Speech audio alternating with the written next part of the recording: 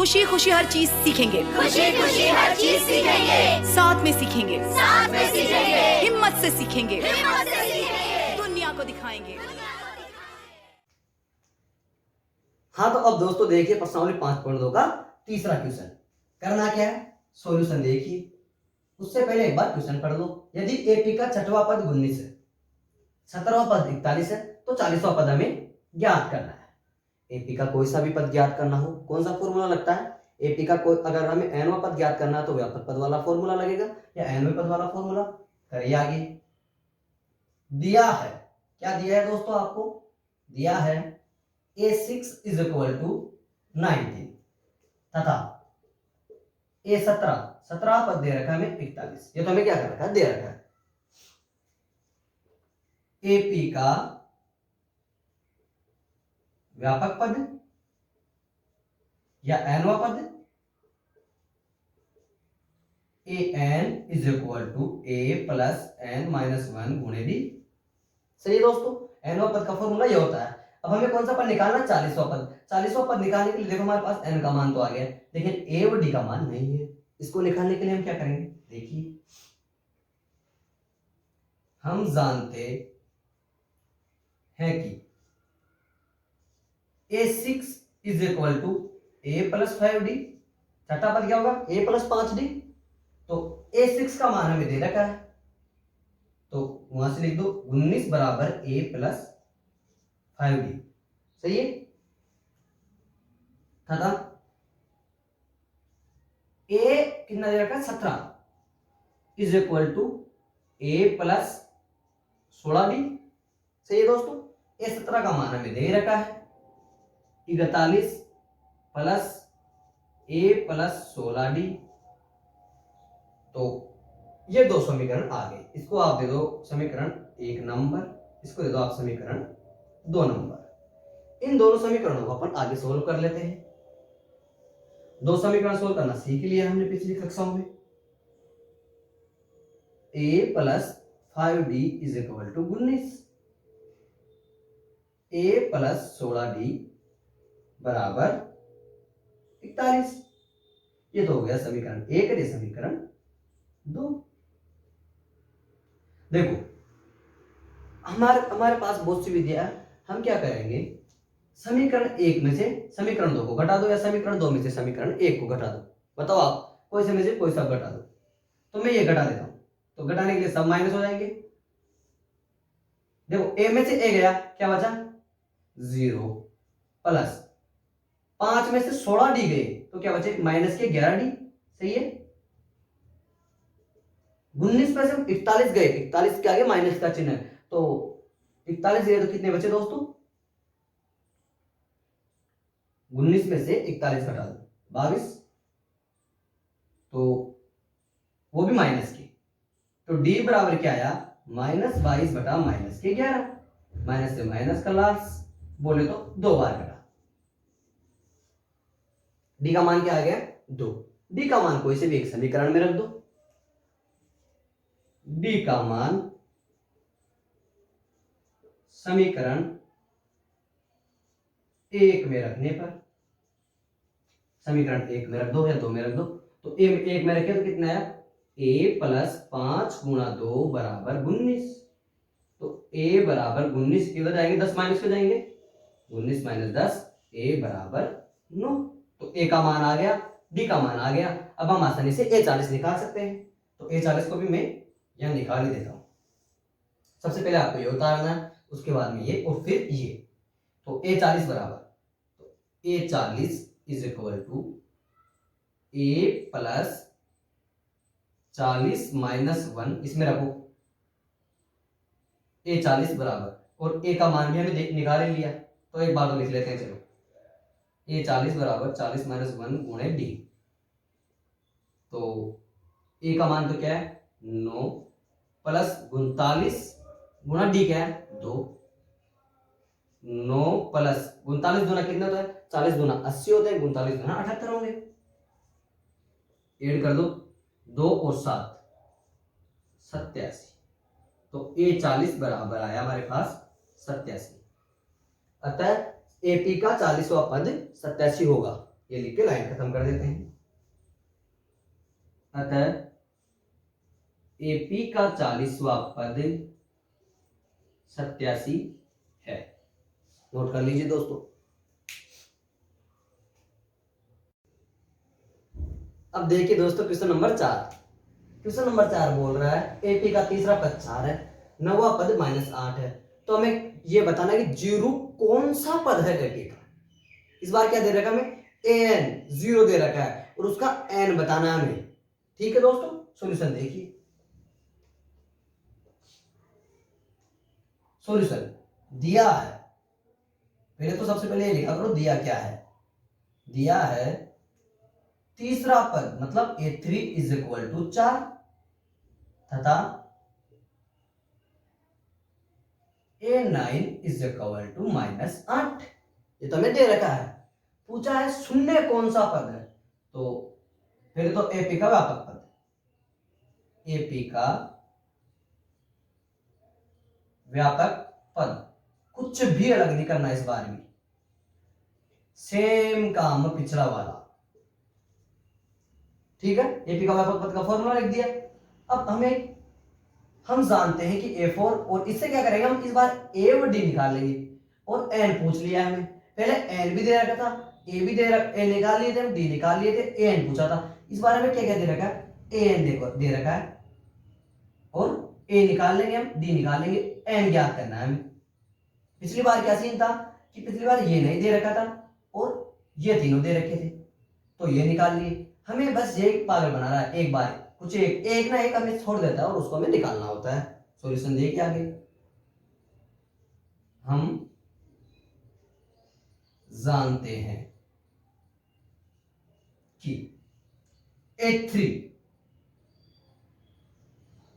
= A+2D, या आप इसे यहां पहले n की जगह 3 रख लो, फिर -1 करके 2D लिख देना, बात तो वही होगी।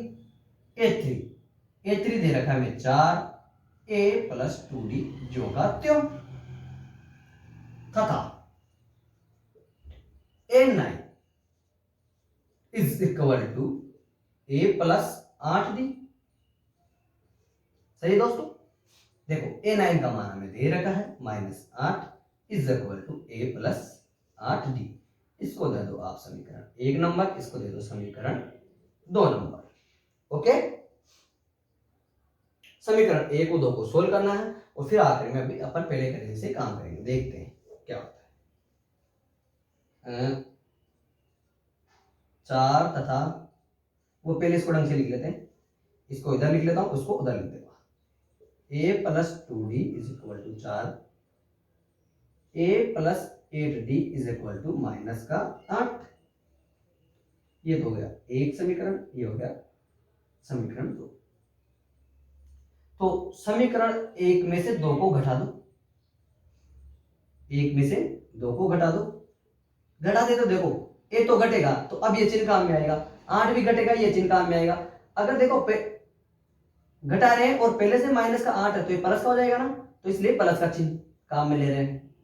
ए में से ये गया 0, 2D और माइनस का 8D, कितना बचा माइनस का 6D, 4 और 8 12, D बराबर -2।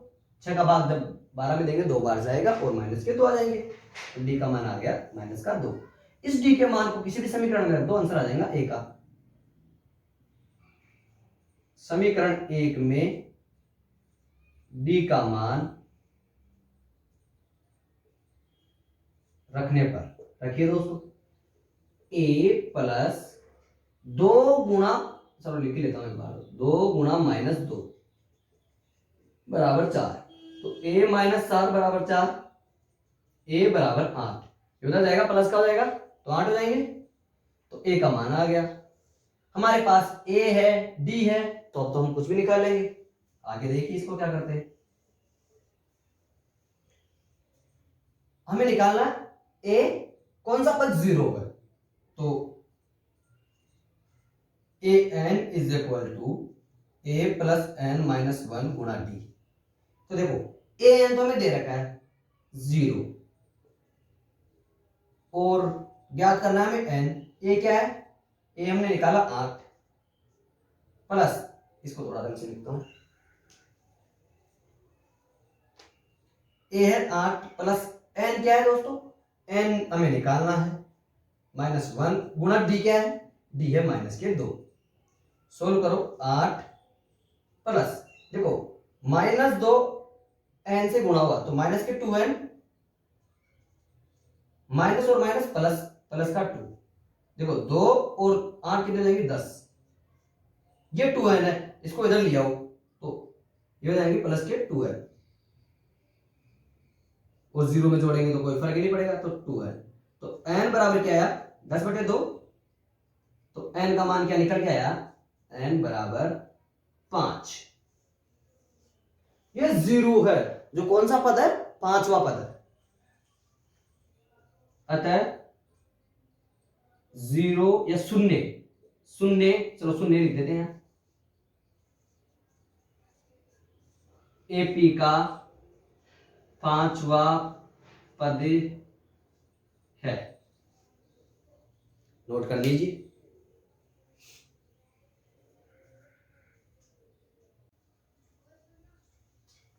अब देखिए दोस्तों क्वेश्चन नंबर 5, क्वेश्चन नंबर 5 में करना क्या है, एक समांतर श्रेणी है जिसका तीसरा पद तो है 16 और सातवां पद पांचवें पद से 12 अधिक है, सातवां पद पांचवें पद से 12 अधिक है, तो समांतर श्रेणी ज्ञात करनी है हमें। हमारा काम क्या है, समांतर श्रेणी ज्ञात करना। सॉल्यूशन देखिए दोस्तों,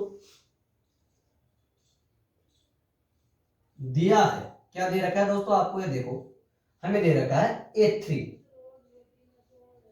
बराबर 16, A3 दे रखा है, सातवां पद पांचवें पद से 12 अधिक है, तथा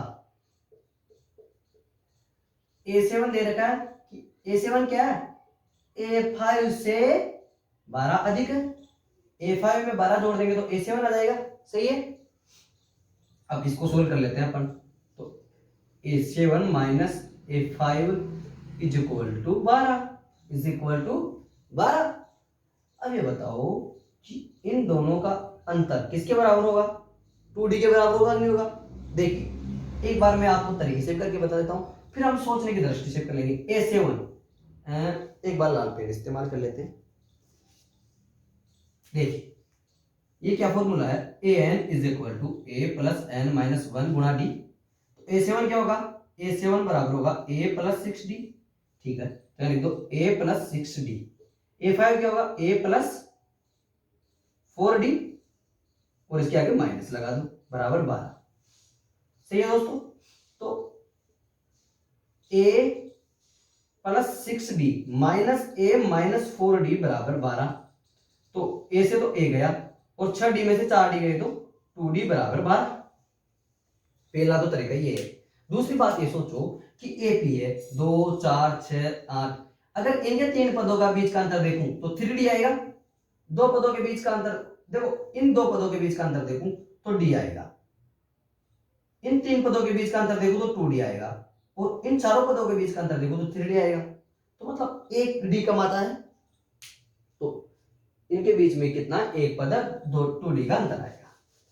आप कंसेप्ट क्लियर समझा दिया है मैंने भाई। A7 और A5 का मान रख लो, ऐसे कर लो चाहो तो, मैं सीधा 2D बराबर 12 लिख देता हूं, या फिर आप याद रखने के लिए लिख भी सकते हो मेरे हिसाब से, तो लिख ही देता हूं। चलो मैं a plus 6d minus a plus 4d, सब इन दोनों का मान रख दिया हमने, तो कुछ नहीं किया, तो 2d बराबर 12 कैसे आए ये मैंने आपको बता दिया है। यहां से आया d बराबर 6, डी का मान आ गया, 6 निकल गया। अभी तो क्या किया हमने, दिया है जिसको सोल्व किया है, हमें काम क्या करना, समांतर श्रेणी ज्ञात करना है। तो समांतर श्रेणी के लिए हमें क्या चाहिए, ए चाहिए, और हमें A3 दे रखा है। हम जानते हैं कि A3 is equal to a plus 2d, सही है दोस्तों। A3 का मान हमें दे रखा है 16, a क्या है हमें निकालना है, 2 गुणा d क्या है 6 हमें दे रखा है। 12 को जब इधर लाऊंगा, देखो मैं तो एक काम करता हूं, ये a है, इसको भी एक बार ढंग से लिख देता हूं, ए प्लस 16 बराबर ए प्लस 12। ए को यहीं रहने दो, 12 को इधर लिया। 16 माइनस 12 बराबर ए। तो अब ए बराबर ये है तो मैं इसको से लिख दूं सीधा ही भाई, ए बराबर 16 माइनस 12। समझ में आ रही है बात? तो ए बराबर होगा 4। ए का मान आ गया, डी का मान हमें पता है, हमें समांतर श्रेणी निकालना है। अतः अभिष्ट समांतर श्रेणी, तो आप यहां तक नोट करोगे? नहीं, मैं लिख ही देता हूं आगे का।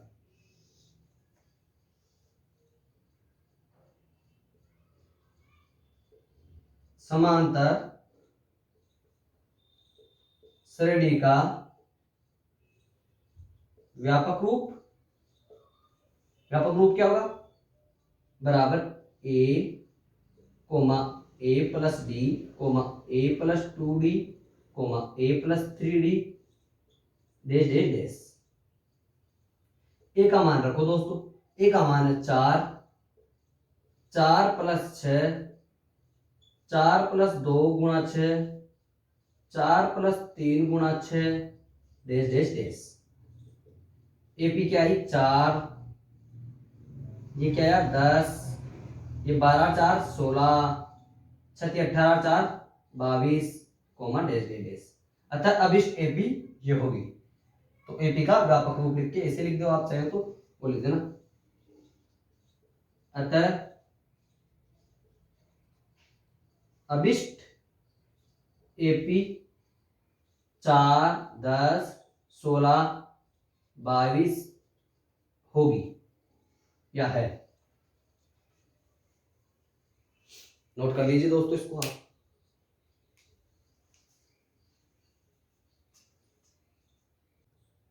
हाँ, तो अब देखिए दोस्तों क्वेश्चन नंबर 6। क्वेश्चन नंबर 6 में क्या करना है? 3 अंकों वाली कितनी संख्याएं 7 से विभाज्य है, हमें यह बताना है। अब 3 अंकों वाली संख्याएं कौन सी होती है? 100 से लेके 999 तक। 100 से लेके 999 तक। अब इनमें भी हमें कौन सी बताना है? जो 7 से विभाज्य हो। 7 से विभाज्य पहली संख्या कौन सी होगी? पहली संख्या देखो, 100 में 7 का भाग नहीं जाता है, 101 में नहीं जाता, 102 में भी नहीं जाता, 103 में भी नहीं जाएगा, 104 में नहीं, 105 में जाएगा, क्योंकि 35 या 105 होते हैं। फिर अगली संख्या क्या आएगी? इससे 7 ज्यादा 112, वैसे 119 आती जाएगी। आखिर की संख्या कौन सी होगी जो 7 से विभाज्य होगी? बताओ मुझे। 999 में 7 का भाग नहीं जाएगा, तो आखिरी की संख्या होगी 993 में। देख एक बार 7 का भाग 2, एक बार 2, 7 चौक 28, 1 13, 13 में नहीं जाता, मतलब एक ज्यादा रहेगा काम हो जाएगा हमारा, तो 994 में दो। देखिए क्योंकि 14 में भाग जाता है 7 का, 7 एक बार यहाँ लगे 2, 29 में कितनी बार गया? 4 बार, बचा कितना? 1, 7 चौक 28, 1 बच गया, 7 में 14, 2 बार, तो 142 बार। आखिरी की संख्या होगी 994, जिसमें 7 का पूरा पूरा भाग जाता है। 994 से पहले इससे 7 कम कर लो, 987 होगी। तो ऐसे कम करते हुए भी आ सकते हैं। तो देखो हमें निकालना क्या है कि यहां से लेके यहां तक 7 से भाग जाने वाली, 7 से विभाजित संख्या कितनी है? 1 2 3 4। अब हमारे पास 2 ऑप्शन है, या तो हम ऐसे गिनते जाएं और साथ साथ बढ़ाकर गिन लें, या फिर हमारे पास क्या तरीका है? an is equal to a plus n minus 1 गुणा d। भाई हम इसको an मान ले।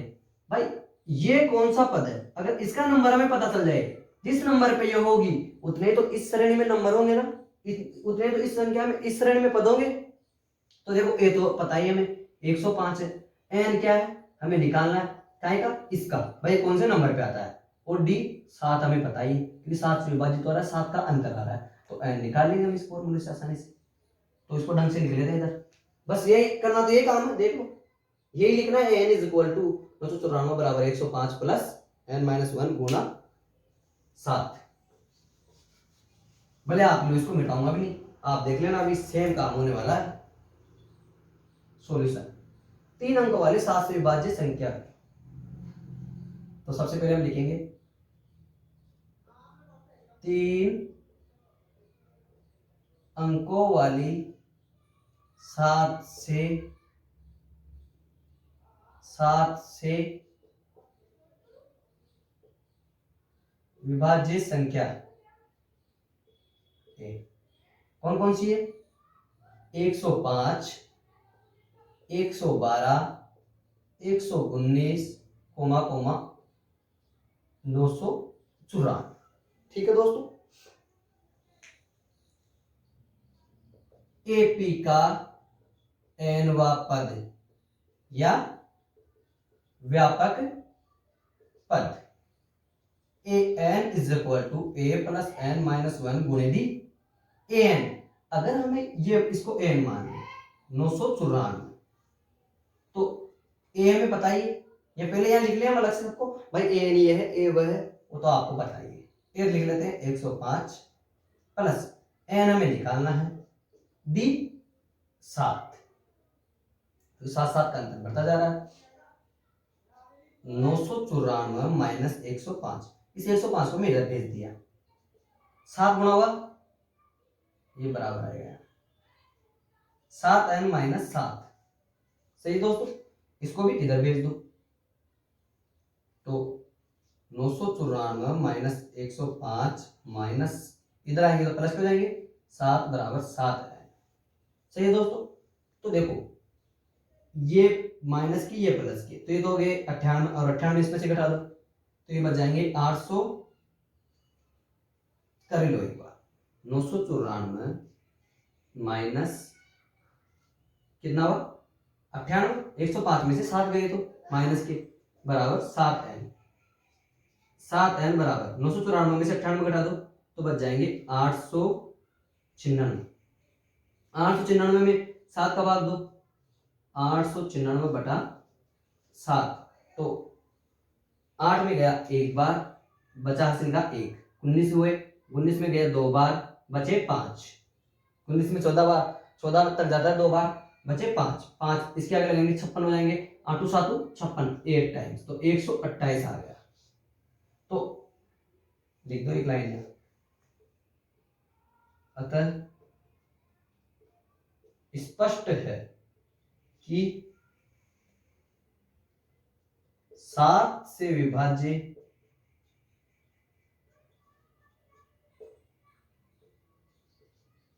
तीन अंकों वाली संख्याएं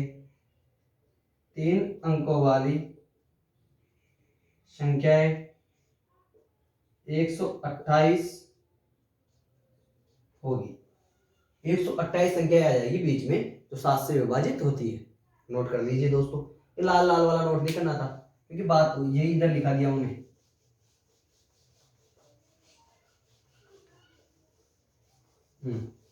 ये यही नोट करना आपको, 3 अंकों वाली संख्याओं से।